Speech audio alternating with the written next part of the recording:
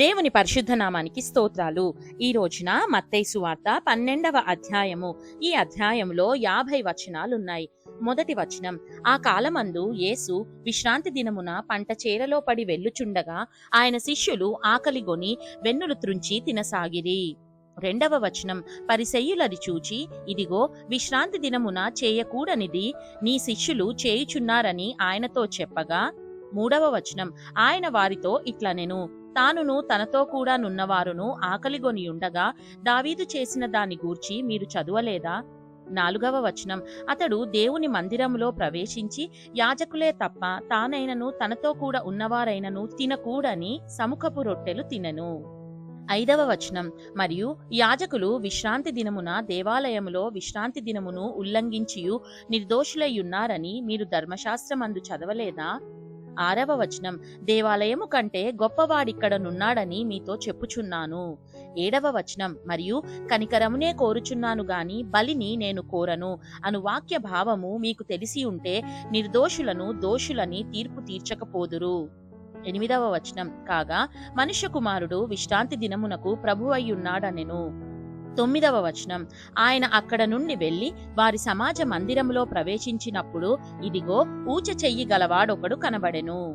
పదవ వచనం, వారాయన మీద నేరము మోపవలెనని విశ్రాంతి దినమున స్వస్థపరచుట న్యాయమా అని ఆయనను అడిగిరి.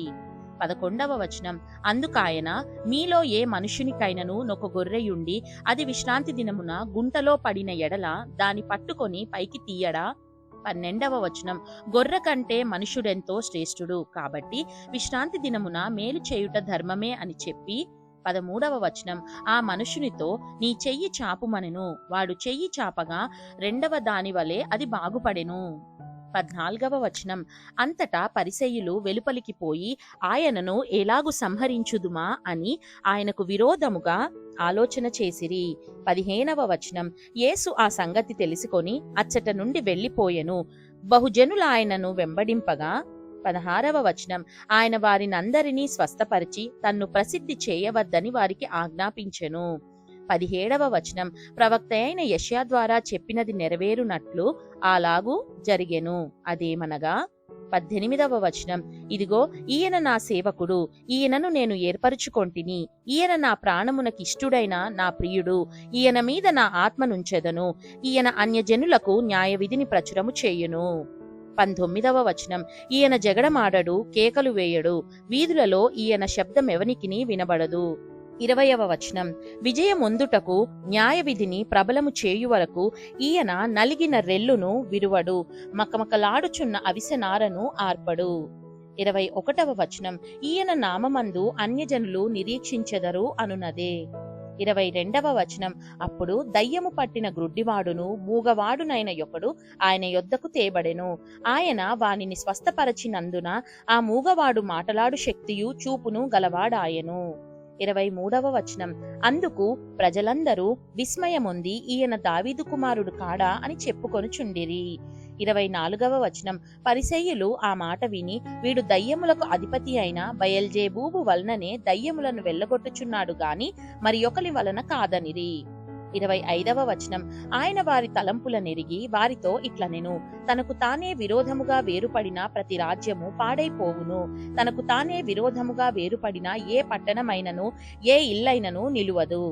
26వ వచనం, సాతానును వెళ్ళగొట్టిన ఎడల తనకు తానే విరోధముగా వేరుపడును, అట్లయితే వాని రాజ్యం ఎలాగు నిలుచును? 27వ వచనం, నేను బయల్జేబూలు వలన దయ్యములను వెళ్ళగొట్టుచున్న ఎడల మీ కుమారులు ఎవరి వలన వాటిని వెళ్ళగొట్టుచున్నారు? కాబట్టి వారే మీకు తీర్పరులై ఉందురు. 28వ వచనం, దేవుని ఆత్మ వలన నేను దయ్యములను వెళ్ళగొట్టుచున్న ఎడల నిశ్చయముగా దేవుని రాజ్యము మీ యొద్దకు వచ్చి ఉన్నది. 29వ వచనం, ఒకడు మొదట బలవంతుని బంధింపని ఎడల ఏలాగు ఆ బలవంతుని ఇంటిలో చొచ్చి అతని సామాగ్రి దోచుకొనగలడు? అట్లు బంధించిన ఎడల వాని ఇల్లు దోచుకొనును. 30వ వచనం, నా పక్షంన నుండనివాడు నాకు విరోధి, నాతో కలిసి సమకూర్చనివాడు చెదరగొట్టువాడు. 31వ వచనం, కాబట్టి నేను మీతో చెప్పునదేమనగా మనుషులు చేయు ప్రతి పాపమును దూషణయు వారికి క్షమింపబడును గాని ఆత్మ విషయమైన దూషణకు పాప క్షమాపణ లేదు. 32వ వచనం, మనుష్య కుమారునికి విరోధముగా మాటలాడువానికి పాప క్షమాపణ కలదు గాని పరిశుద్ధాత్మకు విరోధముగా మాటలాడువానికి ఈ యుగమందైనను రాబోవు యుగమందైనను పాప క్షమాపణ లేదు. 33వ వచనం, చెట్టు మంచిదని ఎంచి దాని పండును మంచిదే అని ఎంచుడి, లేదా చెట్టు చెడ్డదని ఎంచి దాని పండును చెడ్డదే అని ఎంచుడి, చెట్టు దాని పండు వలన తెలియబడును. 34వ వచనం, సర్పసంతానమా, మీరు చెడ్డవారేయుండి ఏలాగు మంచి మాటలు పలుకగలరు? హృదయమందు నిండియుండు దానిని బట్టి నోరు మాటలాడును గదా. 35వ వచనం, సజ్జనుడు తన మంచి ధననిధిలో నుండి సద్విషయములను తెచ్చును, దుర్జనుడు తన చెడ్డ ధననిధిలో నుండి దుర్విషయములను తెచ్చును. 36వ వచనం, నేను మీతో చెప్పునదేమనగా మనుష్యులు పలుకు వ్యర్థమైన ప్రతి మాటను గూర్చియు విమర్శ దినమున లెక్క చెప్పవలసి ఉండును. 37వ వచనం, నీ మాటలను బట్టి నీతిమంతుడవని తీర్పు నొందుదువు, నీ మాటలను బట్టియే అపరాధివని తీర్పు నొందుదువు. 38వ వచనం, అప్పుడు శాస్త్రులలోను పరిసయ్యులలోను కొందరు, బోధకుడా, నీ వలన ఒక సూచక క్రియ చూడగోరుచున్నామని ఆయనతో చెప్పగా ఆయన ఇట్లనెను. 39వ వచనం, వ్యభిచారులైన చెడ్డతరము వారు సూచక క్రియను అడుగుచున్నారు, ప్రవక్త అయిన యోనాను గూర్చిన సూచక క్రియయే గాని మరి ఏ సూచక క్రియ అయినను వారికి అనుగ్రహింపబడదు. 40వ వచనం, యోన 3 రాత్రింబగళ్ళు తిమింగలము కడుపులో ఎలాగుండెనో అలాగు మనుష్య కుమారుడు 3 రాత్రింబగళ్ళు భూగర్భములో ఉండును. 41వ వచనం, నినివే వారు యోనా ప్రకటన విని మారు మనసు పొందిరి గనుక విమర్శ సమయమున నినివే వారు ఈ తరము వారితో నిలువబడి వారి మీద నేరస్థాపన చేతురు, ఇదిగో యోనా కంటే గొప్పవాడు ఇక్కడ ఉన్నాడు. 42వ వచనం, విమర్శ సమయమున దక్షిణ దేశపు రాణి ఈ తరము వారితో నిలువబడి వారి మీద నేరస్థాపన చేయును, ఆమె సొలొమోను జ్ఞానము వినుటకు భూమ్యంతముల నుండి వచ్చెను, ఇదిగో సొలొమోను కంటే గొప్పవాడు ఇక్కడ ఉన్నాడు. 43వ వచనం, అపవిత్రాత్మ ఒక మనుష్యుని వదిలిపోయిన తరువాత అది విశ్రాంతి వెదుకుచు నీరు లేని చోట్ల తిరుగుచుండును.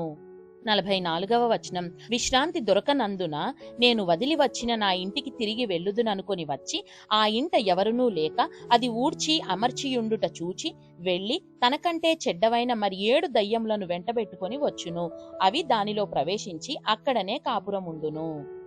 45వ వచనం, అందుచేత ఆ మనుష్యుని కడపటి స్థితి మొదటి స్థితి కంటే చెడ్డదగును, అలాగే ఈ దుష్టతరము వారికిని సంభవించుననెను. 46వ వచనం, ఆయన జన సమూహములతో ఇంకా మాటలాడుచుండగా ఇదిగో ఆయన తల్లియు సహోదరులను ఆయనతో మాటలాడగోరుచు వెలుపల నిలిచియుండిరి. 47వ వచనం, అప్పుడొకడు, ఇదిగో నీ తల్లియు నీ సహోదరులను నీతో మాటలాడవలెనని వెలుపల నిలిచి ఉన్నారని ఆయనతో చెప్పెను. 48వ వచనం, అందుకాయన తనతో ఈ సంగతి చెప్పిన వాని చూచి నా తల్లి ఎవరు నా సహోదరులెవరు అని చెప్పి 49వ వచనం, తన శిష్యుల వైపు చెయ్యి చాపి ఇదిగో నా తల్లియు నా సహోదరులను. 50వ వచనం, పరలోకమందున నా తండ్రి చిత్తము చొప్పున చేయువాడే నా సహోదరుడును నా సహోదరియు నా తల్లియు అనెను. దేవుడు చదవబడిన పరిశుద్ధ వాక్యాన్ని మనందరి వినికిడిలో దీవించి మనల్ని ఆశీర్వదించునుగాక. ఆమేన్.